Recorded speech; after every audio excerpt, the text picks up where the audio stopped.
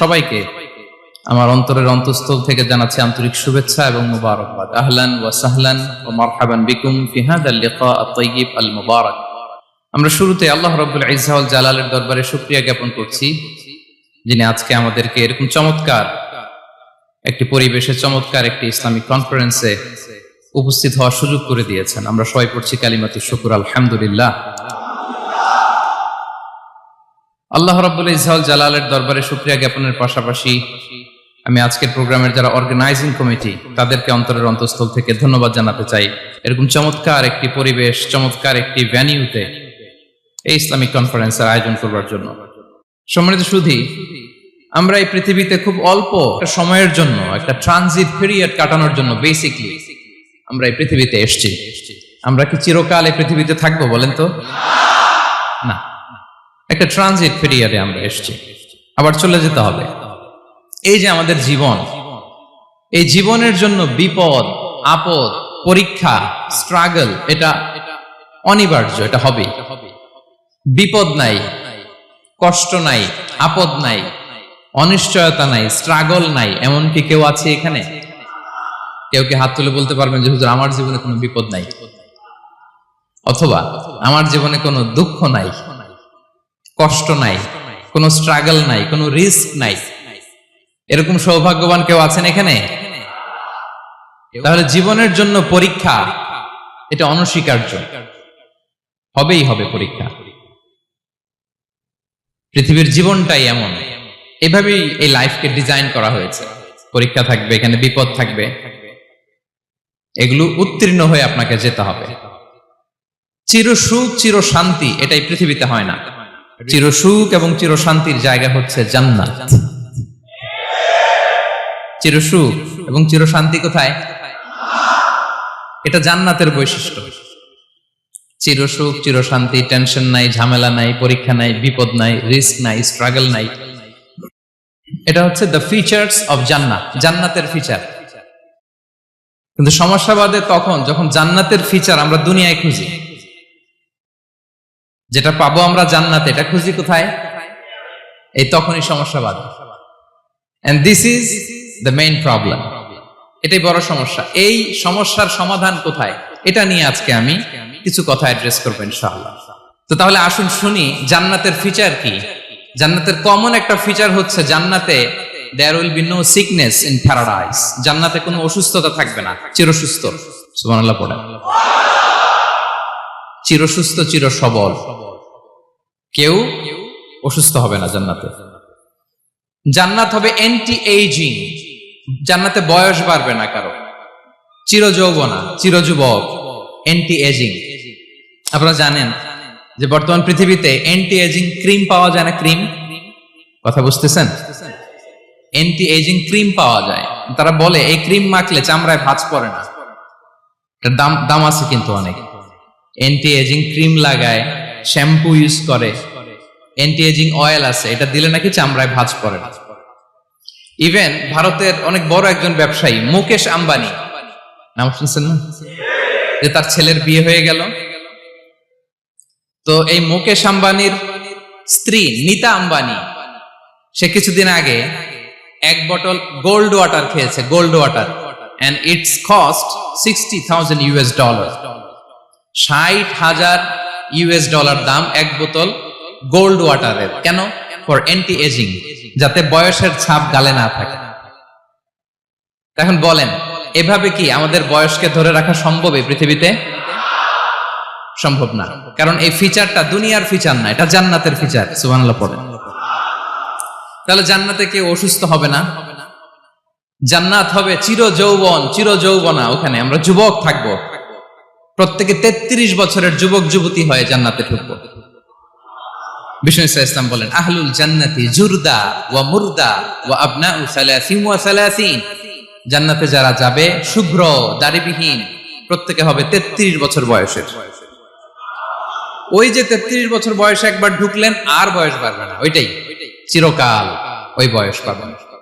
জান্নাতের আরেকটা ফিচার হচ্ছে নো ফ্রাস্ট্রেশন, কোনো চিন্তা নাই, দুশ্চিন্তা নাই, হাইপার টেনশন নাই, সজীব প্রাণবন্ত। সুবহানাল্লাহ। জান্নাতের আরেকটা ফিচার হচ্ছে there is no expiry date in জান্নাত। এক্সপায়ারি ডেট আছে? জান্নাতে যে ঢুকবো 7 দিনের জন্য চেক ইন, নাকি চেক ইন কয় দিনের জন্য? 7 দিন 10 দিন পরে চেক আউট করে ফেলবে এরকম না, নো এক্সপায়ারি ডেট। আজীবন একবার এন্ট্রি পেলে বের হওয়ার টেনশন নাই। আল্লাহু আকবার। তাহলে no expiry date, rather it's eternal. আজীবন থাকবেন, খালিদিনা ফিহা, চিরকাল থাকবেন। এবং জান্নাতের সবচাইতে গুরুত্বপূর্ণ ফিচার হচ্ছে there will be no death in জান্নাত। জান্নাতে আপনার আর মৃত্যু হবে না, মৃত্যুর বিদায় হবে। তার মানে আপনি অমর হবেন। তাহলে আপনি চির সুস্থ, চির সবল হবেন জান্নাতে, চির যুবক থাকবেন, প্রাণবন্ত থাকবেন, আপনি অমর হবেন, আপনি জান্নাতে মরবেন না। জান্নাতীরা যখন জান্নাতে যাবে ফেরেশতারা ডেকে বলবে, ইয়া আহলাল জান্নাতি ইন্না লাকুম আন তাসিহু ফালা তাসকামু আবাদা। জান্নাতীরা চিরকাল সুস্থ থাকবা, অসুস্থ হবা না। ইন্না লাকুম আন তাশিব্বু ফালা তাহরামু আবাদা। তোমরা শাবাব থাকবা, বুড়া হবা না। ওয়া ইন্না লাকুম আন তাহইয়াউ ফালা তামুতু আবাদা। চিরকাল বেঁচে থাকবা, মরবা না। এবং সেদিন জান্নাতে মৃত্যু দেয়া হবে, মৃত্যু দেয়া হবে। ইউতাল মাউতু বিকাবশিন আমলাহ। একটা ছাগলের আকৃতিতে মৃত্যুকে আনা হবে। ফায়ুযবাহুল মাউত, মৃত্যুকে জবাই দেয়া হবে। এবার জান্নাতীরা তাকিয়ে থাকবে, ফেরেশতারা বলবে, ইয়া আহলাল জান্নাতি খুলুদুন ফালা মাউত। হে জান্নাতীরা, চিরকাল এই জান্নাতে থাকবে। তাহলে জান্নাতের ফিচার পাইছেন? এখন কোন বোকা যদি এই ফিচার দুনিয়ায় খোঁজে, পাবে? পাবে না, কারণ দুনিয়ার ফিচার আলাদা। দুনিয়ার ফিচার কি? এই দুনিয়াতে বিপদ আসবে, কষ্ট আছে দুনিয়াতে, হতাশা আছে, ভয় আছে, অসুস্থতা আছে, বার্ধক্য আছে, এবং এই দুনিয়ার একটা এক্সপায়ারি ডেট আছে না? দ্য ডে ইউ ডাই, যেদিন আপনি মারা যাবেন, এটা আপনার এক্সপায়ারি ডেট। চলে যেতে হবে, চলে যেতে হবে। এই পৃথিবীতে মৃত্যুর অস্তিত্ব আছে। সবকিছু থমকে দিয়ে, আপনাকে চমকে দিয়ে মৃত্যু চলে আসবে, ঠিক কিনা বলেন? তাহলে এগুলো হচ্ছে দুনিয়ার ফিচার। এই দুনিয়াতে বিপদ আপদ, কষ্ট, ঝুঁকি, স্ট্রাগল, বার্ধক্য, অসুস্থতা, এগুলো নিয়ে আমাদেরকে টিকে থাকতে হয়। এটা দুনিয়ার ফিচার। মিলাই ফেললে হবে না। জান্নাতের ফিচার একটা, দুনিয়ার ফিচার আরেকটা। দুনিয়াতে কষ্ট থাকবে, বিপদ আপদ থাকবে। এই দুনিয়ার ফিচারটা আল্লাহ তাআলা কোরআনের একটা আয়াতে খুব চমৎকার ভাবে উল্লেখ করেছেন। সেটা দিয়েই আমি আলোচনা শুরু করেছি। আল্লাহ তাআলা ইরশাদ করছেন, ওয়ালা নাবলুওয়ান্নাকুম বিশাইইম মিনাল খাউফি ওয়াল জুই ওয়া নাকসিম মিনাল আমওয়ালি ওয়াল আনফুসি ওয়াস সামারাত ওয়া বাশশিরিস সাবিরিন। আল্লাহ তাআলা বলছেন, অবশ্যই অবশ্যই আমি তোমাদেরকে পরীক্ষা করব, ভয় দিয়ে, ক্ষুধা দিয়ে, সম্পদের ঘাটতি দিয়ে, আতঙ্ক দিয়ে, প্রাণনাশ দিয়ে, ফল ফসলের হানি দিয়ে পরীক্ষা করব। কিন্তু এই পরীক্ষায় যারা উত্তীর্ণ হবে, যারা সবর ইখতিয়ার করবে, ওয়াবাশশিরিস সাবিরিন, ধৈর্যশীলদের জন্যই হচ্ছে সুসংবাদ। আলহামদুলিল্লাহ পড়ে। তাহলে সম্মানিত সুধী, আমরা বুঝতে পারলাম এই পৃথিবীর ফিচার হচ্ছে এখানে বিপদ থাকবে, বিপদ ছাড়া কেউ থাকবে না। স্ট্রাগল থাকবে, কষ্ট থাকবে, ঝুঁকি থাকবে, রিস্ক থাকবে, এবং নানা ধরনের বিপদ আপদ দিয়ে আল্লাহ তাআলা আমাদেরকে পরীক্ষা করবেন। এটা মাস্ট, এটা আমাদের মাইন্ডসেটে নিয়ে নিতে হবে। মাইন্ডসেটে এটা ক্লিয়ার থাকতে হবে। চিরসুখ, চিরশান্তি এই দুনিয়াতে মিলবে। কোথায় মিলবে তাহলে এটা? তাহলে বিপদ আসবেই, আপদ আসবেই, পরীক্ষা থাকবেই আমাদের জীবনে। তবে ইন্টারেস্টিংলি মজার বিষয় হচ্ছে, পরীক্ষাটা এক একজনের এক এক রকম। পুরো পৃথিবীটা একটা পরীক্ষা ক্ষেত্র, কিন্তু কারো প্রশ্নপত্রের সাথে কারো প্রশ্নপত্রের কোনো মিল নাই। সুবহানাল্লাহ। আমার পরীক্ষা একরকম, আপনার পরীক্ষা আরেক রকম, ওই ভাইয়ের পরীক্ষা আরেক রকম, ওনারটা আরেক রকম। সবাই পরীক্ষার্থী, সবাই পরীক্ষার্থী, কিন্তু কারো প্রশ্নপত্রের সাথে কারো প্রশ্নপত্রের কোনো মিল নাই। কারোর জন্য পরীক্ষা হচ্ছে সে খুব অসুস্থ, প্রচন্ড অসুস্থতা, তার জন্য পরীক্ষা। ক্যান্সারের রোগী, দুরারোগ্য ব্যাধি, ডক্টর বলছে 4th স্টেজে চলে আসছে, কয়েক মাস বাঁচতে পারে, এটা তার জন্য পরীক্ষা। আবার কারো দেখবেন যে খুব একটা অসুস্থতা নাই, অসুস্থতার ঝামেলা নাই, কিন্তু তার দারিদ্রতা আছে, তার আর্থিক অনটন, এটা তার জন্য পরীক্ষা। আবার কারো দেখবেন অসুস্থতাও নাই, দারিদ্রতাও নাই, তার দাম্পত্য জীবনের সমস্যা আছে না নাই? অনেকের দেখবেন এগুলো কোনোটাই সমস্যা না, তার ছেলে কথা শোনে না, মাদকাসক্ত। আহা, মাদকাসক্ত, রিহ্যাবে পাঠায়, আবার আসে, আবার গাঁজা খাওয়া শুরু করে, আছে না নাই বলেন? দেখেন তার পরীক্ষাটা আবার আলাদা। অনেকের দেখবেন মেয়ে বাবার কথা শোনে না। আবার অনেকের দেখবেন যে ব্যবসায় সমস্যা, লসের পর লস, লাভ উঠাতে পারে না। তাহলে পরীক্ষা ছাড়া, বিপদ আপদ ছাড়া দুনিয়াতে কেউ নাই, কেউ নাই প্রিয় ভাইরা। এটা আমাদের মাথায় রাখতে হবে। পরীক্ষা আপনাকে দিতেই হবে, পরীক্ষা দিয়ে দিয়েই নিজেকে প্রমাণ করতে হবে। আর এক একজনের পরীক্ষাটা এক এক রকম, কারো পরীক্ষার সাথে কারো পরীক্ষার কোনো মিল থাকবে না। তো মাঝে মাঝে আমরা এটা ভুলে যাই। আল্লাহ তাআলা কালামে পাকে রিমাইন্ডার দিয়ে আমাদেরকে স্মরণ করিয়ে দিতে চান যে এই পৃথিবীতে আসলে তোমরা এসেছো পরীক্ষা দিতে। এটাই জীবনের বড় বাস্তবতা। আমাদের জীবনে যত হতাশা, আমাদের জীবন নিয়ে যত অভিযোগ, আমাদের মনে যত কষ্ট, আমাদের হৃদয়ের ভেতরে যত অস্থিরতা, তার মূলে হচ্ছে এই সমস্যা যে আমরা ভুলেই গেছি আমরা পরীক্ষা দিতে আসছি। এটা যদি ভুলে না যান, এটা যদি আপনার মাইন্ডসেটে থাকে যে পুরো জীবনটা একটা পরীক্ষা, তাহলে দেখবেন কোনো কিছু আপনাকে কাবু করতে পারবে না। আপনি হতাশ হবেন না, জীবন নিয়ে আর অভিযোগ থাকবে না, আপনি ভেঙে পড়বেন না, সব অভিযোগ হতাশা দূর হয়ে যাবে। তার মানে বুঝতে পারলাম পরীক্ষা আপনাকে দিতেই হবে। পরীক্ষা দেয়া ছাড়া এই পৃথিবী থেকে চলে যাওয়ার কোনো চান্স বা সুযোগ আমাদের কারো নেই। সূরাতুল আনকাবুতে আল্লাহ তাআলা এই কথাটা আরো চমৎকার ভাবে বলেছেন। আল্লাহ তাআলা ইরশাদ করছেন, আহাসিবান নাসু আইয়ুতরাকু আইয়াকুলু আমান্না ওয়া হুম লা ইফতানুন ওয়ালাকাদ ফাতান্নাল্লাযীনা মিন ক্বাবলিহিম ফালা ইয়া'লামান্নাল্লাহু আল্লাযীনা সাদাকু ওয়া লা ইয়া'লামান্নাল কাযিবিন। আল্লাহ বলেন, মানুষ কি ভেবেছে সে শুধু বলবে আমি ঈমানদার আর তাকে আমি জান্নাতে ঢুকাই দিব? না, কখনো না, কোশ্চিন কালেও না। বরং পূর্ববর্তী কালে যারা পৃথিবীতে এসেছিল তাদেরকে আমি পরীক্ষায় নিয়েছি, পরীক্ষা করেছি, এবং তাকেও ঈমানের প্রশ্নে সে সত্যবাদী না মিথ্যাবাদী পরীক্ষা দিয়ে দিয়ে নিজেকে প্রমাণ করতে হবে। ঠিক কিনা বলেন? পরীক্ষা দিয়ে আপনাকে প্রমাণ করতে হবে। এবং এই পরীক্ষার ব্যাপারটা, এটা যে শুধু আমরা সাধারণ মানুষ আমাদের জীবনে দুঃখ বিপদ পরীক্ষা, এমনটা না। এই পৃথিবীর সবচাইতে শ্রেষ্ঠ মানুষ যারা ছিলেন তাদেরকে আল্লাহ পরীক্ষা নিয়েছেন। বলেন তো, এই পৃথিবীতে সবচাইতে শ্রেষ্ঠতম মানুষ কারা? সবচাইতে শ্রেষ্ঠ ভালো মানুষ কারা ছিল পৃথিবীতে? বলেন তো, নবীরা। আওয়াজ করে বলেন তো কারা? তো বলেন তো, নবীদের জীবনে পরীক্ষা ছিল কি ছিল না? হ্যাঁ ছিল। বেশি না কম? বিষ্ণু ইসলামকে জিজ্ঞাসা করা হলো, আইয়ুন নাসি আশাদ্দু বালাআন ইয়া রাসূলুল্লাহ, হে আল্লাহর রাসূল, এই পৃথিবীতে কাদের জীবনে পরীক্ষা বেশি? বিষ্ণু ইসলাম বললেন, আল আম্বিয়া, নবীদের জীবন। আল আম্বিয়া সুম্মাল আমসাল ফাল আমসাল, সবচাইতে জীবনে পরীক্ষার সম্মুখীন সবচাইতে বেশি হয়েছেন নবীরা। তারপরে নবীদের পরবর্তী অবস্থান যাদের, সিদ্দিকীন যারা, সোহাদা যারা, সলিহীন যারা, আল্লাহওয়ালা যারা, তাদের জীবনে পরীক্ষা বেশি। ইউবতালার রাজুলু আলা হাসাবি দীনি, ব্যক্তির দিনদারি যত বেশি তার জীবনে আল্লাহর পরীক্ষাও তত বেশি। আপনি আল্লাহওয়ালা হবেন, আপনার জীবনে পরীক্ষাও অনেক বেশি। এজন্য ইমানদার হওয়া যেমনি মর্যাদার, ইমানদারের জীবনে পরীক্ষাও হবে অনেক বেশি।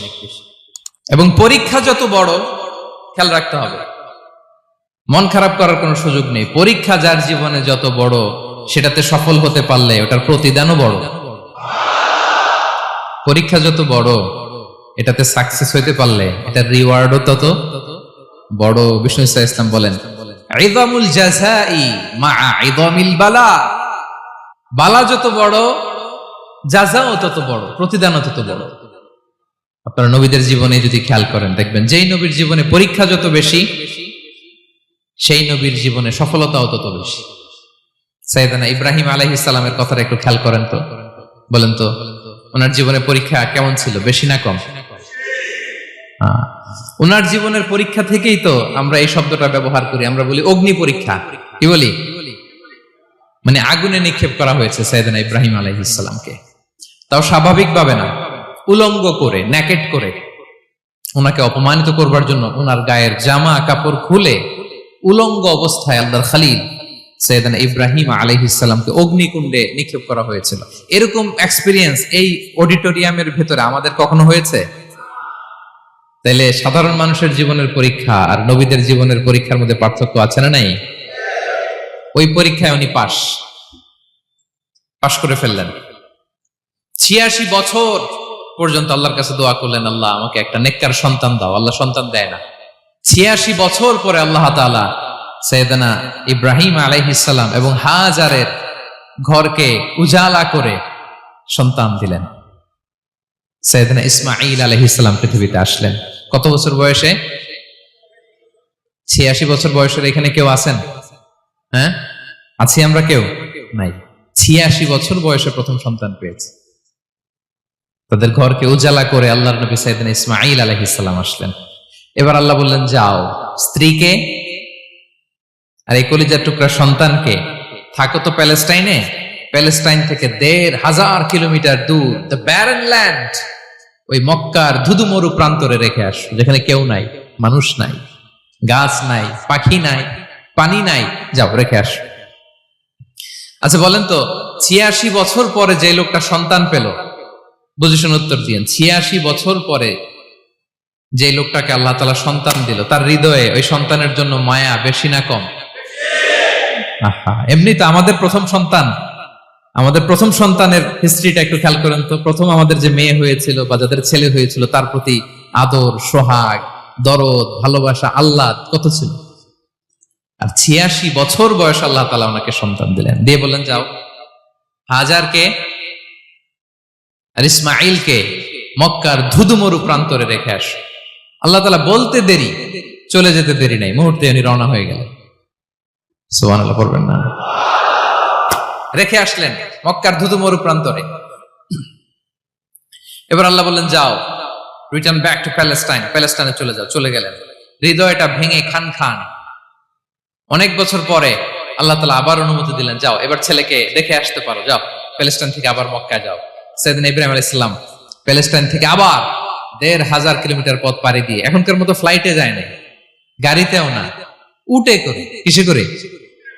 উনি যে কতবার মক্কা থেকে ফিলিস্তিন এসেছেন আর গিয়েছেন কোন ইয়ত্তা নাই, হিসাব নাই। গেলেন, এবার ছেলেটা হাঁটতে পারে, দৌড়াতে পারে, একটু একটু কথা বলতে পারে, আব্বু আব্বু ডাকতে পারে। কেমন মায়া লাগে বলেন তো? মায়া ভালোবাসায় যখন টইটম্বুর, ঠিক ওই মুহূর্তে আল্লাহ বললেন, ছেলেকে জবাই করো, জবাই করো ছেলেকে। আল্লাহ তাআলা বলতে দেরি করেছেন, আল্লাহর আদেশ পালনে ১ সেকেন্ডও তিনি দেরি করেন নাই। ছুরি চালালেন, জান্নাত থেকে দুম্বা নিয়ে আসা হলো।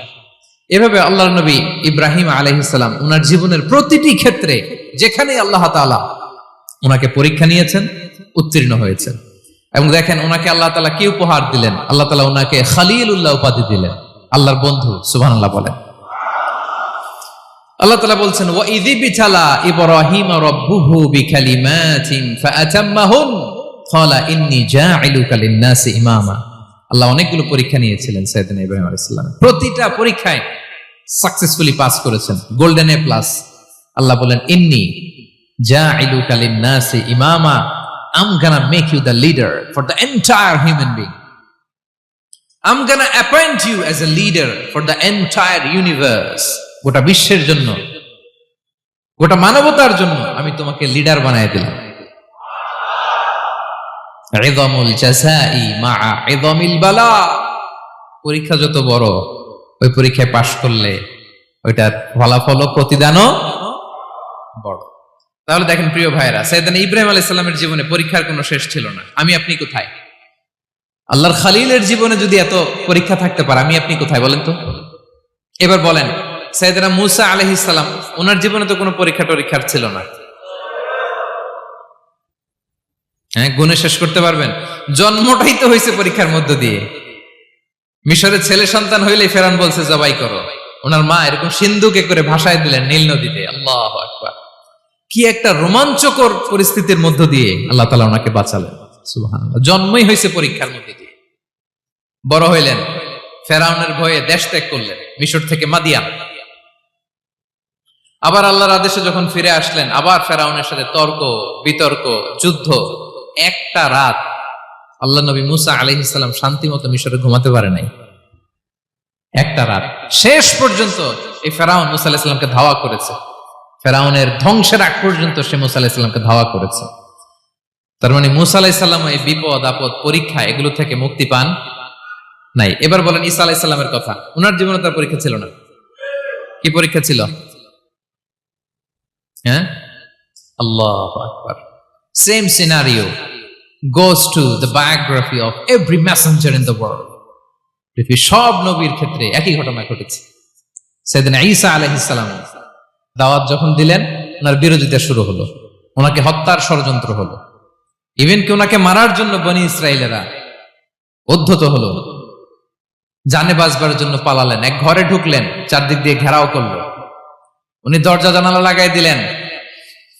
ওরা বললো একজন দরজা ভেঙে জানালা ভেঙে ভিতরে ঢুকো, ঢুকে দেখো বেটা ঈসা কি করে। একজন ভিতরে ঢুকছে, ঢুকার সাথে সাথে বল রাফাআহুল্লাহু ইলাইহি, আল্লাহ তাআলা ঈসা আলাইহিস সালামকে উপরে উঠায় নিলেন। আর যেই লোকটাকে তারা ভিতরে ঢুকালো তার চেহারাকে আল্লাহ তাআলা ঈসা আলাইহিস সালামের চেহারার মতো করে দিলেন। এবার তার বাইরের সাথীরা বলে ঘটনা কি, বেটা ঈসাও বেরোয় না, আমাদের লোকটাও বেরোয় না, সবাই ঢুক। দরজা ভেঙে ভেতরে ঢুকে দেখে ঈসা দাঁড়ায় আছে। বলেন তো এটা ঈসা না মিসা? এটা কি আসল ঈসা? ওমা কতালু ওমা সলাবু ওয়ালাকিন শুব্বিহা লাহুম। আল্লাহ বলে তোমরা আমার নবী ঈসাকে হত্যাও করতে পারো নাই, শুলেও চড়াতে পারো নাই, আমি সেফটি সিকিউরিটি দিয়ে আমার নবী ঈসা আলাইহিস সালামকে আকাশে তুলে নিয়েছি। তাহলে ওনার জীবনে পরীক্ষার শেষ ছিল না। এবার যদি আমরা বিশ্বনবী সাল্লাল্লাহু আলাইহি ওয়াসাল্লামের জীবনের দিকে তাকাই, ওনার জীবনটা দেখেন তো। আমাদের পেয়ারা নবী বিশ্বনবী মুহাম্মদুর রাসূলুল্লাহ সাল্লাল্লাহু আলাইহি ওয়াসাল্লাম, ওনার জীবনে কি স্ট্রাগল ছিল? স্ট্রাগল। মাক্কি জীবনের কথা যদি একটু খেয়াল করেন, দেখেন তো 3 বছর শিয়াবে আবি তালেবে জেল খেটেছেন, না খেয়েছিলেন। ওনার বংশের লোকেরা প্রথমে ছাগল খেয়েছে, ছাগলগুলো যখন শেষ, ছাগলের চামড়াগুলো শুকিয়ে ওইটা খাইছে। গাছের পাতা ছাল এগুলো খেয়ে খাবারের অভাবে বেহুশ হয়ে পড়ে থাকতো তারা, না খেয়ে। না খেয়ে কয়দিন ছিলেন আপনি? আমি কয়দিন ছিলাম না খেয়ে? মনেই তো পড়ে না, না খেয়েছিলাম কিনা কোনোদিন। এ হচ্ছে মাক্কি জীবন। মেন্টালি প্রেসার দেয়া হয়েছে। বিশ্বনবীর চাচা আবু লাহাব, তার 2 ছেলে উতবা আর উতাইবা, এদের সাথে বিয়ে দিয়েছিলেন 2 মেয়ের। যখন দাওয়াত দেওয়া শুরু করলেন 2 মেয়েকে ডিভোর্স দিয়ে দিল। দেখেন, একটা বাবার জন্য প্রাপ্তবয়স্কা মেয়েকে যখন উঠায় নেয়ার আগে ডিভোর্স দেয়, তার মানসিক অবস্থাটা কেমন থাকে বলেন? মেন্টালি প্রেসারাইজ করা হয়েছে, ফিজিক্যালি হ্যারাস করা হয়েছে। বিষ্ণু সাল্লাল্লাহু আলাইহি ওয়াসাল্লাম যখন নামাজে দাঁড়াতেন, উটের পচা নারী ভুঁড়ি বিষ্ণুনবীর কাঁধে চাপিয়ে দেওয়া হতো। আপনার জীবনে এরকম ঘটছে কখনো? আপনি নামাজ পড়তেছেন, উটের পচা নারী ভুঁড়ি আপনার কাঁধে চাপিয়ে দেওয়া হয়েছে। কয়দিন হয়েছে এরকম? কয়দিন হয়েছে? হ্যাঁ, তারপরে তো আলহামদুলিল্লাহ বেরোয় না মুখ দিয়ে। কেমন আছেন হুজুর কয়েন না, বেশি একটা সুবিধার না, তাই না? বেশি একটা একটু মিলাবেন। কতটুকু পরীক্ষা আমরা দিয়েছি।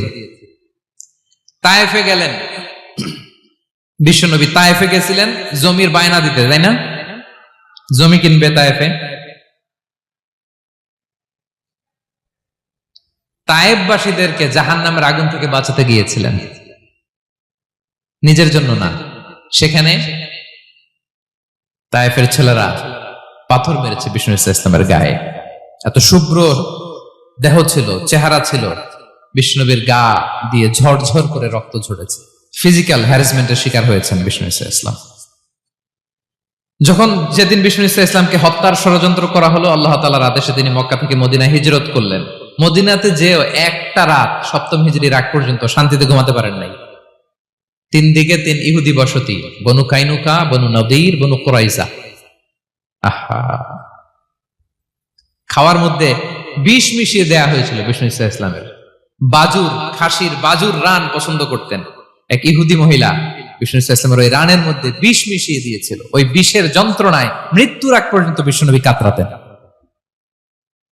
এবং উনি ইন্তেকালের সময় ওই বিষের ব্যথা যন্ত্রণাতে ইন্তেকাল করেছেন। বিষ্ণুনবীর ইন্তেকালটা শাহাদাতের ইন্তেকাল ছিল। বিষ্ণু ইসলাম বলেছেন, ওই যে খায়বার এলাকার ওই মহিলা যে আমার খাবারে বিষ মিশিয়েছিল, সেই বিষের যন্ত্রণা, বেদনা, কষ্ট আমি অনুভব করছি।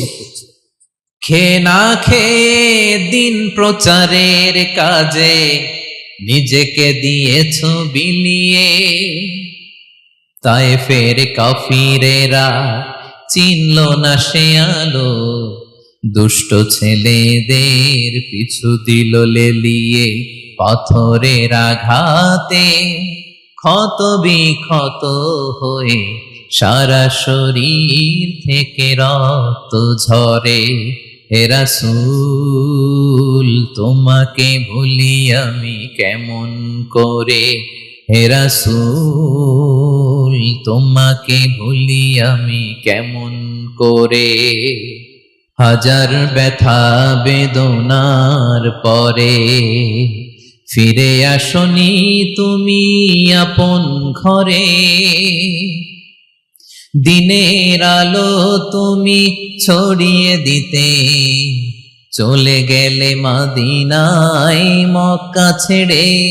হে রাসূল তোমাকে ভুলি আমি কেমন করে, হে রাসূল তোমাকে ভুলি আমি কেমন করে। ঠিক কিনা বলেন? একটা রাত শান্তির ঘুম তিনি দিতে পারেন নাই। প্রিয় ভাইরা, তাহলে আমরা কি বুঝলাম? বিশ্বনবীর জীবনে পরীক্ষা ছিল কি ছিল না? আমাদের উপায় আছে? আমরা বাঁচতে পারবো এই বিপদ আপদ পরীক্ষা ঝঞ্ঝাল থেকে? বাঁচতে চাইলেও বাঁচতে পারবো? পারবো না। ইমাম মালিক আলাইহি রাহমা নাম শুনেছেন? ইমাম মালিক, ওনার জ্ঞান থেকে লাখো লাখো মানুষ উপকৃত হয়েছে, কোটি কোটি মানুষ উপকৃত হয়েছে।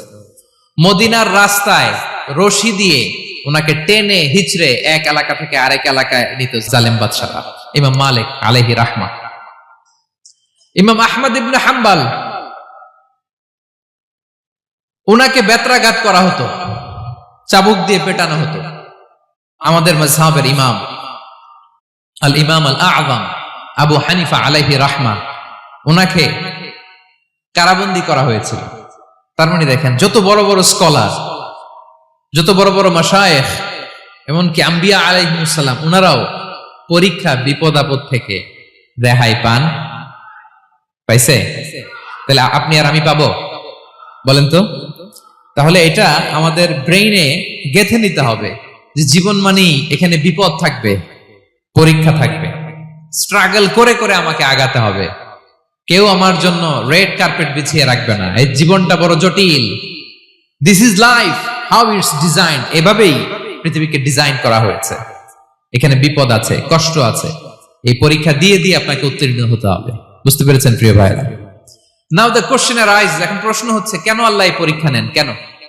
আল্লাহ তাআলা সূরা মুলকে বলেছেন, এই পৃথিবী সাজানোর, এই জীবন মৃত্যুর এই খেলা, এর উদ্দেশ্যটাকে আল্লাহ তাআলা স্পষ্ট করে বলেছেন, আল্লাযী খালাকাল মাউতা ওয়াল হায়াতা লিয়াবলুয়াকুম আইয়ুকুম আহসানু আমালা। জীবন মৃত্যু দিয়ে তোমাদের জীবনকে সাজানো হয়েছে এজন্য, যাতে করে তিনি তোমাদের পরীক্ষা করতে পারেন। কি করতে পারেন? তোমাদের মধ্যে কে সৎকর্মে অগ্রগামী, কে কাজে ভালো, আমলে ভালো, এটা দেখার জন্য। বেসিকলি আল্লাহর দেখার প্রয়োজন নাই, আমাদেরকে দেখানোর জন্য এই পরীক্ষার আয়োজন। আমি ভালো করবো না খারাপ করবো এটা আল্লাহ জানে না? তো ওনার পরীক্ষা করা লাগে কেন? কথা বলেন। আমি জান্নাতি না জাহান্নামী এটা আল্লাহ জানেন না? বেসিকলি আমাদেরকে জানানোর জন্য এই পরীক্ষার আয়োজন। কাদেরকে জানানোর জন্য? মানে তুমি জেনে যাও তুমি জান্নাতি না জাহান্নামী। আমি ভালো করেই জানি। একটা ছোট্ট উদাহরণ দিলে বুঝতে পারবেন প্রিয় ভাইয়েরা। ধরেন আল্লাহ তাআলা দুইজনকে সৃষ্টি করলেন। উদাহরণস্বরূপ একজনের নাম আব্দুল্লাহ, আরেকজনের নাম আব্দুর রহমান।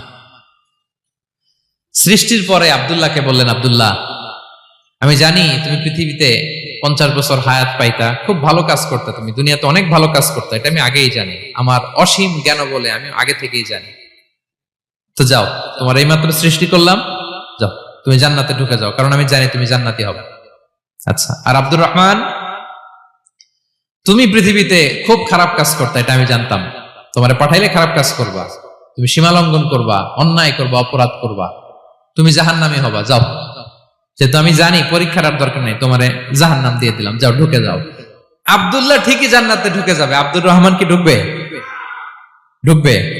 সে বলবে, আল্লাহ এইমাত্র আমারে বানাইলেন, এইমাত্র আপনি আমাকে সৃষ্টি করলেন, সৃষ্টি করেই বলতেছেন তুমি জাহান্নামে যাও, আর বলতেছেন আমি জানি দুনিয়াতে পাঠালে তুমি খারাপ কাজ করবা, তুমি জাহান্নামী হবা, পাঠানোর আর কি দরকার, আগে থেকে জাহান্নামে যাও। আল্লাহ আপনি জানলে জানতে পারেন, আমি তো জানি না।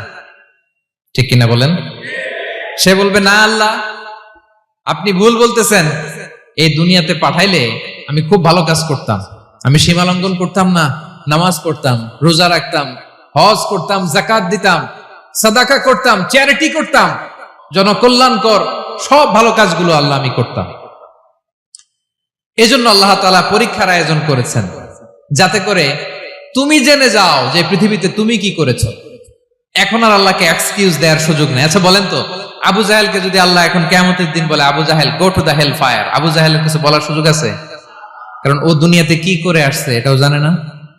ফেরাউনকে ডেকে যদি আল্লাহ বলে, ফেরাউন তুমি জাহান্নামে যাও, go to the hell fire, ওর কি কোনো এক্সকিউজ দেওয়ার সুযোগ আছে?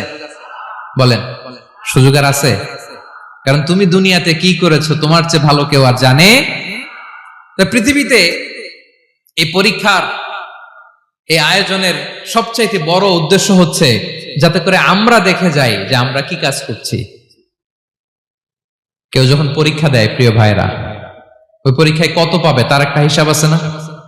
বলেন, আপনি গণিত পরীক্ষা দিয়ে আসছেন, যে 100-তে 100 পাবে সে বলতে পারে আমার সব অঙ্ক হয়েছে, ঠিক কিনা বলেন?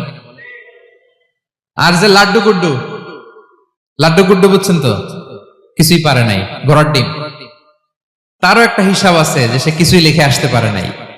তাই পৃথিবীতে এই পরীক্ষার আয়োজনের প্রধানতম কারণ হচ্ছে যাতে করে আমরা বুঝে যেতে পারি যে আমরা কোথায় যাব, জান্নাতে না জাহান্নামে। প্রিয় সুধী, এ পর্যায়ে আমরা জানবো এই যে পরীক্ষা আল্লাহ তাআলা নিচ্ছেন আমাদেরকে, এই পরীক্ষায় সফল হওয়ার মূল মন্ত্র কি।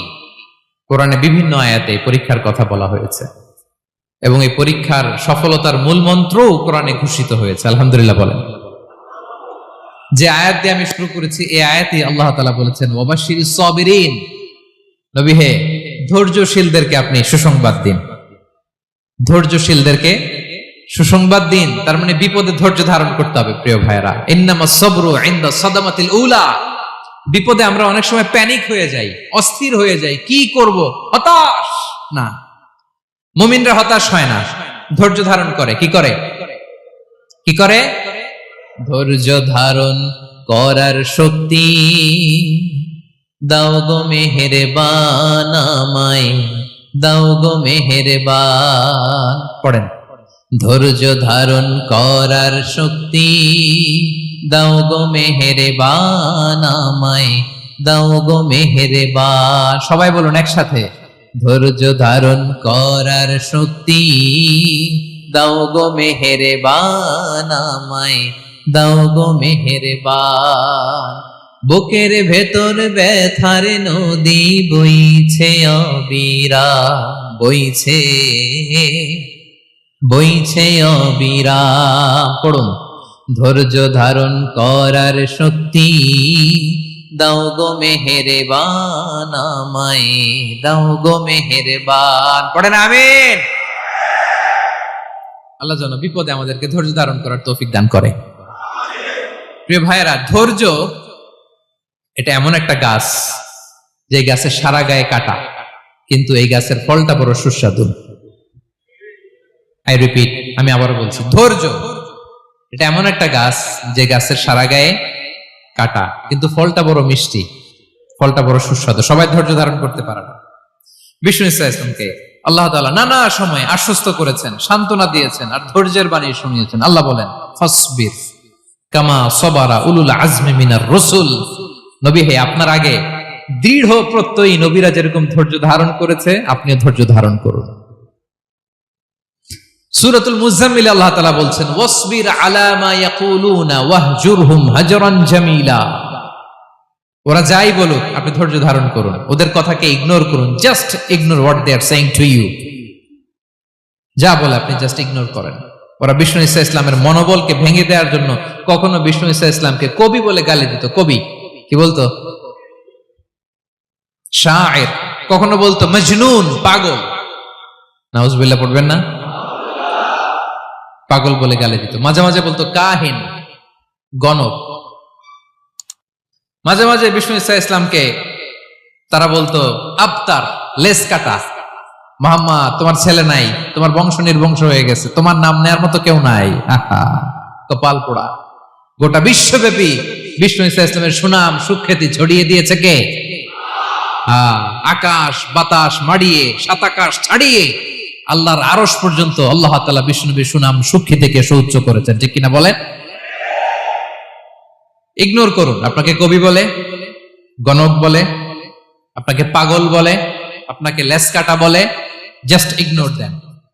বর্তমান সময়েও নানা ধরনের ট্যাগ আমাদেরকেও দেয় কি দেয় না বলেন? দেয়।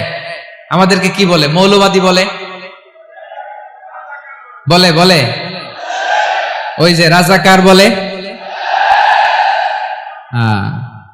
রাজাকার রাজাকার খেলার দিন শেষ। মন মতো হইলে মুক্তিযোদ্ধা, মন মতো না হইলে রাজাকার, এই দিন শেষ। ওই দিন আর নাই, এই কার্ড দিয়ে আর খেলার দিন নাই। এগুলো মানুষ আর খায় না এখন, এগুলো গিলে না আর। সাধারণ মানুষ বড্ড সচেতন।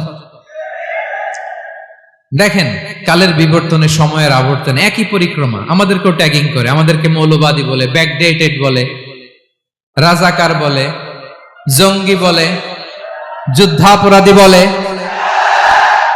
আছে না এরকম? ওয়াসবির আলা মা ইয়াকুলুন, নিজের সাথে মিলায় নেন। যা বলে ধৈর্য ধারণ করো। ওয়াহজুরহুম হাজরান জামিলা, জাস্ট ইগনোর দেন, ভালোভাবে ইগনোর করেন, খালাস, সালাম দিয়ে কেটে পড়েন। তাহলে প্রিয় ভাইরা, এই বিপদ আপদ আমাদের পিছু ছাড়বে না, পিছু ছাড়বে না। নবীদের পিছু ছাড়ে নাই, আমরা কোথায়? আমরা আর কি? বিপদ আমাদেরকে ধৈর্য ধারণ করতে হবে, মনোবল হারাইলে হবে না। দেখেন বিশ্বনবী কিভাবে আপনাদেরকে সান্ত্বনা দেয়। বিশ্বনবী বলেন, আজাবান লি আমরিল মুমিন, মুমিনের ব্যাপারটা বড় আশ্চর্যজনক। ফাইন্না আমরাহু কুল্লাহু লাহু খাইর, মুমিনের জীবনে যা ঘটে সবটাই খাইর, সবটাই কল্যাণ। ইন আসাবাতহু সাররাউ শাকারা ফাকানা খাইরাল্লাহ ওয়া ইন আসাবাতহু দাররাউ সাবারা ফাকানা খাইরাল্লাহ। মুমিনের জীবনে যদি সুখ আসে তাহলে মুমিন শুকরগুজার হয়, এটা তার জন্য ভালো। আর যদি মুমিন জীবনে দুঃখ আসে তাহলে সে সবর ইখতিয়ার করে, এটাও তার জন্য ভালো। সুবহানাল্লাহ। তাহলে দেখেন, আমরা হয় সুখে থাকি নয় দুঃখে থাকি, ঠিক কিনা বলেন? তাহলে সুখের সময় আমরা শুকর করি, কি করি? শুকরগুজার হই। শুকরিয়া করাও একটা ইবাদত, শুকরিয়া করাও কি? আর দুঃখের সময় আমরা সবর করি, সবর করাটাও একটা। তাহলে আমাদের পুরো জীবনটাই ইবাদত, পুরো জীবনটাই। সুখের সময় শুকর আর দুঃখের সময় সবর। আওয়াজ করে বলেন, সুখের সময় শুকর আর দুঃখের সময়। এই দুই ইবাদত মুমিন জীবনে চলমান, কন্টিনিউয়াস, একটা উইন উইন সিচুয়েশন। কি বলেন? উইন উইন হয়ে গেল না? যেই পরিস্থিতিতেই থাকে আমাদের জন্য লাভ। আল্লাহু আকবার। তাহলে প্রিয় ভাইরা, এটাই জীবনের বাস্তবতা। সবর আমাদেরকে ইখতিয়ার করতে হবে, হতাশ হওয়া যাবে না। অনেকে আমরা অল্পতে হতাশ হই। এই যে আমরা ধৈর্য ধারণ করছি, এর ফল পাচ্ছি না। দীর্ঘ দেড় দশক ধরে ধৈর্য ধারণ করছেন না আপনারা? এখন মুক্তি, স্বাধীনতা, বিজয় এনে দিয়েছে কে? ধৈর্য ধারণ করুন। ধৈর্যের যে ফলাফল, এটা বড় মিষ্টি। ধৈর্য এমন একটা গাছ, এই গাছের সারা গায়ে কাটা, কিন্তু এর ফলটা বড় সুস্বাদু, এর ফলটা বড় মিষ্টি। ধৈর্য ধারণ করার অভ্যাস করতে হবে প্রিয় ভাইরা। মুমিন হতাশ হয় না, হাল ছেড়ে দেয় না। মুমিন ভরসা রাখে একজনের উপর, তিনি কে? লা তাইআসু মির রাউহিল্লাহ ইন্নাহু লা ইয়াইআসু মির রাউহিল্লাহ ইল্লাল কওমুল কাফিরুন। আল্লাহর রহ থেকে, রহম থেকে নিরাশ হয়ে যাও না। কাফির ছাড়া, অকৃতজ্ঞ ছাড়া কেউ আল্লাহর রহ থেকে, আশা থেকে নিরাশ হয় না। শয়তানের সবচেয়ে বড় মিশন হলো আমাদেরকে হতাশ বানানো, এটা খেয়াল রাখবেন। শয়তানের সবচাইতে বড় মিশন কি? আমাদেরকে হতাশ করে দেয়া। হতাশ বানাইতে পারলে সে সাকসেসফুল, খুশি। কিন্তু আমরা এত সহজে হতাশ হই না, আমরা নিরাশ হই না, আমরা বিপদে হাল ছেড়ে দেই না, আমরা ভরসা রাখি এক মহান সত্তার উপর। তিনি কে? মনে থাকবে? বিপদ আসলে ভেঙে পড়বেন? ভিসা না হইলে কান্নাকাটি শুরু করবেন? ব্যবসায় লস হইলে হাউমাউ? হ্যাঁ, দেশ থেকে কোনো দুঃসংবাদ আসলে হতাশ হবেন, ভেঙে পড়বেন? ধৈর্য ধারণ করব আমরা। আওয়াজ করে বলেন, আমরা কি করব? সবর। বিপদ ট্যাকেল দেওয়ার প্রথম স্টেপ হচ্ছে সবর। ধৈর্য ধারণ করতে হবে। অবশ্যই সাবিরিন, ধৈর্যশীলদেরকে সুসংবাদ দাও। বিপদ থেকে বাঁচার দ্বিতীয় স্টেপ হচ্ছে এই বিপদ থেকে উত্তরণের চেষ্টা করতে হবে। কন্টিনিউয়াস প্রচেষ্টা চালিয়ে যেতে হবে। ওয়াল্লাযীনা জাহাদু ফিনা লানাহদিয়ান্নাহুম সুবুলানা, যারা আমার রাস্তায় চেষ্টা করে, প্রচেষ্টা করে, স্ট্রাগল করে, তাদেরকে আমি পথ দেখিয়ে দেই, সুবুল দেখিয়ে দেই, ওয়ে আউট দেখায় দেই, এক্সিট দেখায় দেই। কোথাও আটকাবেন না আপনি, আপনাকে এক্সিট দেখাই দিবে কে? মালয়েশিয়াতে কেলুয়ার বলে না? কেলুয়ার কি বলে চিনেন? কেলুয়ার মানে কি? এক্সিট। এক্সিট পেয়ে যাবেন, আটকাবেন না আপনি জীবনে কোথাও। 3 নাম্বার, আল্লাহর উপর তাওয়াক্কুল করতে হবে বিপদ আসলে। ওমাইয়া তাওয়াক্কাল আলাল্লাহি ফাহুয়া হাসবুহ, আল্লাহর উপর যে তাওয়াক্কুল করে আল্লাহই তার জন্য যথেষ্ট হয়ে যায়। তাহলে বিপদে প্রিয় ভাইরা আমরা প্যানিক হব না, ধৈর্য ধারণ করব, বিপদ থেকে উত্তরণের সর্বোচ্চ প্রচেষ্টা চালিয়ে যাব, আর ভরসা রাখবো একজনের উপর, তিনি কে? আর বিপদ আসলে এটাকে নেগেটিভলি নেবেন না সবসময়। বিপদ আপদ এটা অনেক পজিটিভ ভালো জিনিস আমাদের জীবনে বয়ে নিয়ে আসে। শাইখুল ইসলাম ইবনু তাইমিয়া আলাইহি রাহমা উনি বলতেন, খুব দামি কথা, খুব হেভি ওয়েট কথা, মনোযোগ দিয়ে শুনুন। তিনি বলতেন, যে নেয়ামত তোমাকে আল্লাহ থেকে দূরে সরায়, ওই নেয়ামতের চেয়ে বিপদ ভালো যে বিপদ তোমাকে আল্লাহর দিকে ধাবিত করে। আই রিপিট, আমি আবারও বলি, যে নাজ নেয়ামত তোমাকে আল্লাহ থেকে দূরে সরিয়ে দেয়, সে নাজ নেয়ামতের চেয়ে ওই বিপদ আপদ ভালো যে বিপদ আপদ তোমাকে আল্লাহর কাছে টেনে নেয়। তাহলে বিপদ আপদ আসলে আপনি হতাশ হবেন? আর কখনো দুঃখ করবেন? মোয়ারের ভাইয়েরা, আর মন খারাপ করবেন? আপনি খেয়াল করে দেখেন, বিপদ আসলে আমরা আল্লাহরে ডাকি বেশি। যখন অসুস্থ আপনি খেয়াল করেন তো, আল্লাহ আল্লাহ তুমি ছাড়া বাঁচানোর কেউ নাই, আল্লাহ আল্লাহ তুমি হেফাজত করো, আল্লাহ তুমি সুস্থ করে দাও। যখন লাইফ থ্রেট, দেখেন আপনি গুম হয়ে যেতে পারেন, আপনার কারাবন্দী করতে পারে, এরকম একটা বিপদের মধ্যে আছেন, তখন খেয়াল করেন তো আল্লাহর সাথে আপনার কানেক্টিভিটি, রিলেশনশিপটা কতটা ডেভেলপ হয়। কারণ বিপদে পড়লে আমরা আল্লাহরে ডাকি বেশি। তাহলে বিপদ আপদেরও কিছু পজিটিভ সাইড বা দিক আমাদের জীবনে আছে না নাই? অনেক পজিটিভ দিক আছে, কয়েকটা শেয়ার করি। 1 নাম্বার, আল্লাহ 1 নাম্বার পজিটিভ সাইড তো বললাম, ইমাম ইবনু তাইমিয়া যেটা বললেন। এরপরে হচ্ছে মাঝে মাঝে আল্লাহ তাআলা আমাদের মর্যাদাকে আপগ্রেড করতে চায়, এলিভেট করতে চায়।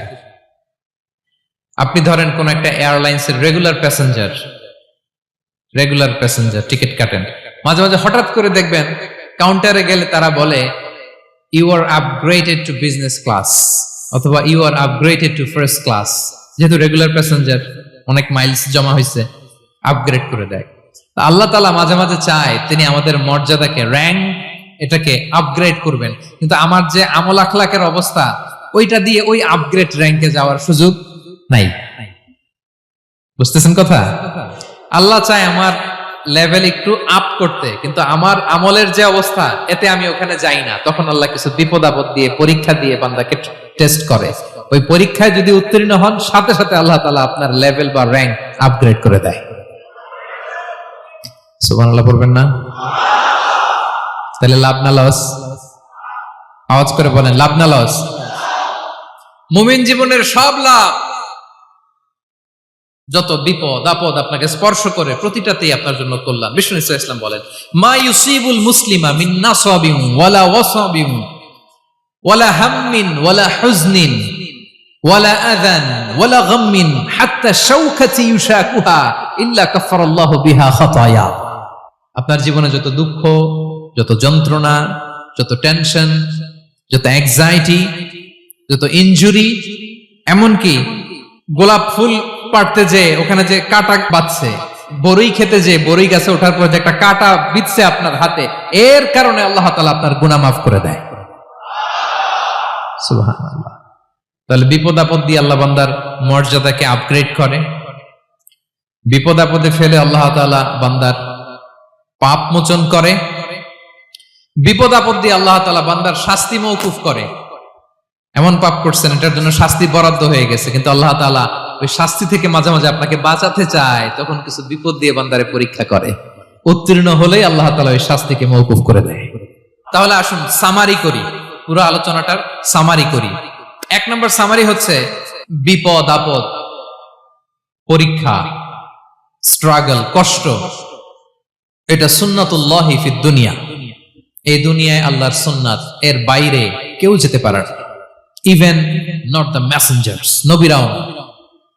আজকের আলোচনায় শুনছেন না নবীদের জীবন দিয়ে কি গেছে, ups and downs, test and trial, নবীরাও না। তাহলে এটা আমাদের মাইন্ডসেটের সাথে সেট আপ করে নিতে হবে যে অতীতে, বর্তমানে, ভবিষ্যতে বিপদ আপদ মুক্ত এই পৃথিবীতে কেউ থাকবে না। পারবেন? হ্যাঁ, এটা মাইন্ডসেটে নিয়ে নিতে হবে যে এটাই জীবন, বিপদ আপদ দিয়ে আল্লাহ পরীক্ষা করবেন। এটাই পৃথিবী। চির সুখ চির শান্তি এই পৃথিবীতে খুঁজলেই পাওয়া যায় না। শুরুতে বলছিলাম না, চির সুখ চির শান্তি। বলেন তো এটা কি দুনিয়ার ফিচার না জান্নাতের ফিচার? জান্নাতের ফিচার দুনিয়ায় খুঁজলে পাওয়া যাবে? যাবে না। তাহলে আজকের আলোচনার 1 নম্বর লেসন হচ্ছে বিপদ আপদ এটা সুন্নাতুল্লাহি ফিদ দুনিয়া। এই দুনিয়া আল্লাহর সুন্নাত, এটা থেকে মুক্তি পাওয়ার কোনো সুযোগ নাই, নবীরাও পায় নাই। 2 নম্বর লেসন, বাঁচার যেহেতু সুযোগ নাই, we have to face it with patience, intellect and tawakkul. বিপদে অস্থির হওয়া যাবে না, এটাকে ফেস করতে হবে উইথ পেশেন্স, ধৈর্যের সাথে। বিপদ আমরা মোকাবেলা করব কিসের সাথে? ধৈর্য। প্যানিক হবেন না, অস্থির হবেন না, ধৈর্য ধারণ করবেন উইথ ইন্টেলেক্ট। আল্লাহর দেয়া আপনার ইন্টেলেক্ট খাটিয়ে এই বিপদ উত্তরণের সর্বান্তকরণের চেষ্টা প্রচেষ্টা আপনার চালায় যেতে হবে। আর সবশেষে আত-তাওয়াক্কুল আলাল্লাহ, ডিপেন্ডিং অন আল্লাহ, ভরসা করব কার উপর? আল্লাহর উপর। পারা যাবে তো? আচ্ছা, 2টা লেসন গেল। 3 নাম্বার লেসন হচ্ছে আমাদের ছেলে মেয়েদেরকে we have to educate our child regarding the test and trial in this dunya. দুনিয়ার এই বিপদ আপদের ব্যাপারে আমাদের ছেলে মেয়েদেরকে শেখাতে হবে, বুঝাতে হবে। ওরা ছোট মানুষ তো অস্থির হয়ে যায়, আব্বু আমার সাথে কেন এমন হয়, আমারই শুধু পেন্সিল চুরি হয়, আমারই শুধু এটা হয়, আমি পরীক্ষায় খারাপ করি, আমি ব্যথা পাই, আমার এই আমার সেই। ছোট মানুষ তো বুঝে না। ওরা বুঝাইতে হবে যে বাবা, this is the essence of life, এটাই জীবন, এটাই কি এই লাইফ হ্যাকস গুলো তাদেরকে শেখাইতে হবে। ডোন্ট বি প্যানিক, প্যানিক হওয়া যাবে না। This is how life is design, এটাই জীবন। বিপদ আপদ আসবে, এটাকে মেনে নিতে হবে, ছেলে মেয়েদেরকে শিখাইতে হবে, তাহলে তারাও প্যানিক হবে না। পারবেন তো ইনশাআল্লাহ? আচ্ছা, 4 নম্বর লেসন হচ্ছে যেটা আমরা জানলাম, এই বিপদ আপদ সবসময় আমাদের জন্য খারাপ না। সামটাইমস ইট ব্রিংস খায়ের for us if dealt properly. ঠিকমতো বিপদকে ডিল করতে পারলে এটা আসলে আমার জন্য আখেরে কল্যাণই বয়ে নিয়ে আসে। কি বলেন, তাই না? কল্যাণ বয়ে নিয়ে আসে। সব শেষ কথা হলো আমরা যেন এই বিপদগুলোকে প্রপারলি ডিল করতে পারি, আমরা যেন সবর ইখতিয়ার করতে পারি। আল্লাহর কাছে চাইতে হবে, দোয়া করতে হবে, কারণ তৌফিক দেওয়ার মালিক কে? আল্লাহর কাছে যেন আমরা কায়মনোবাক্যে প্রার্থনা করতে পারি, আল্লাহ এই বিপদকে যেন আমরা ডিল করতে পারি উইথ সাবর, উইথ ইন্টেলেক্ট, উইথ তাওয়াক্কুল। আসল হাতিয়ার হচ্ছে এটা, দোয়া। আল্লাহর কাছে চাইবেন, মনোযোগের সাথে চাইবেন, আন্তরিকতার সাথে চাইবেন। উদউল্লাহ ওয়া আনতুম মুকিনুনা বিল ইজাবা। বিষ্ণু বলেন এমন ভাবে চাও যেন তুমি অনেকটা কনফার্ম যে তোমার দোয়া আল্লাহ কবুল করবেনই, এমন ভাবে চাও। অনেকে রোবোটিক দোয়া করে। রোবোটিক দোয়া মানে দোয়ার মধ্যে প্রাণ নাই, ধ্যান নাই, মন নাই, আগ্রহ নাই, ভালোবাসা নাই। ওই দোয়া আল্লাহ কবুল করে না। মনোযোগ দিয়ে চাইতে হবে চাওয়ার মতো, তাহলে আল্লাহ তাআলার পক্ষ থেকে তৌফিক পাওয়া যাবে। পারা যাবে তো ইনশাআল্লাহ? আল্লাহ তাআলা আমাদের সবাইকে বিপদে আপদে ধৈর্য ধারণ করার তৌফিক দান করুক। নবীরা তাদের জীবনে যেভাবে স্ট্রাগল, আপস এন্ড ডাউনস, বিপদগুলোকে, টেস্ট এন্ড ট্রায়াল গুলোকে ডিল করেছে, আমরা যেন সেভাবে ডিল করতে পারি। আল্লাহ তৌফিক দান করুক। আল্লাহ তাআলা আমাদের সবাইকে কথাগুলো বোঝা আর আমল করার তৌফিক দান করুন। হাযা মা ইনদি ওয়াল ইলমু ইনদাল্লাহি আলাইহি তাওয়াক্কালতু ওয়া ইলাইহি উনীব। ওয়াসসালামু আলাইকুম ওয়া রাহমাতুল্লাহি তাআলা ওয়া বারাকাতুহু।